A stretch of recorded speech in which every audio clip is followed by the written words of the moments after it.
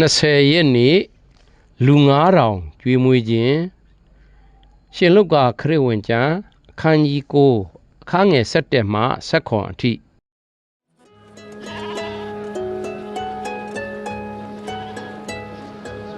ယေရှုနှင့်တပည့်တော်တို့သည်ဗက်ဇဲဒါမှပြန်လာခဲ့ကြ၏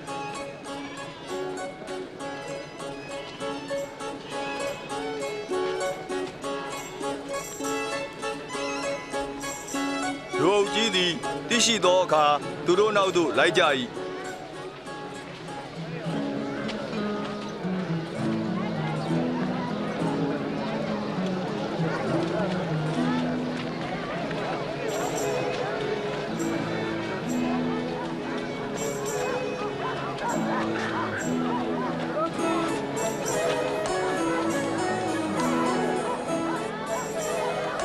ညနေပိုင်းတွင်ပေတရုသည်လာ၍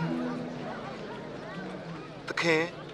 ဒီနေရာဟာမြို့နဲ့ဝေးလို့လူတွေကိုအစာရှာဖို့ပြန်ခိုင်းရင်ကောင်းမယ်ထင်တယ်သခင်ခက်ခဲတွေ့နိုင်ပါတယ်မဟုတ်ရင်သူတို့ဒုက္ခရောက်လိမ့်မယ်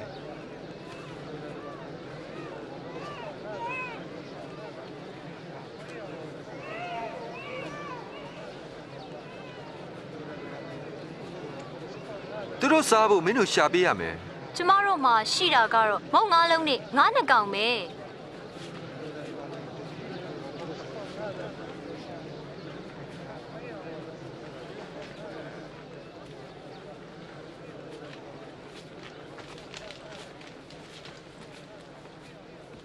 စัจ java လာကိုအုပ်စိုးတော်မူ၍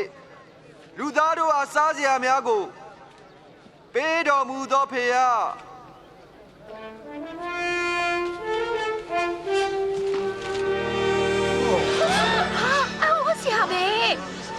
ထူးဆန်းလိုက်တာ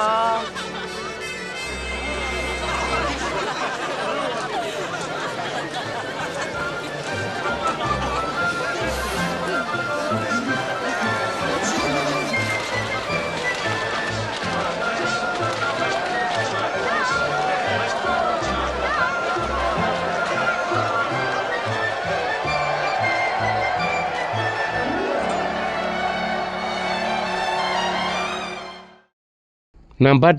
1ငါမှာပေးစရာဘာရှိလဲနံပါတ်2ငါအလုံးအလောက်မရှိဘူးလို့ဘယ်နည်းနဲ့ပြောဘူးသလဲနံပါတ်3ယေရှုကပွားများစေရန်ငါဘာကိုမျှော်လင့်နေသလဲ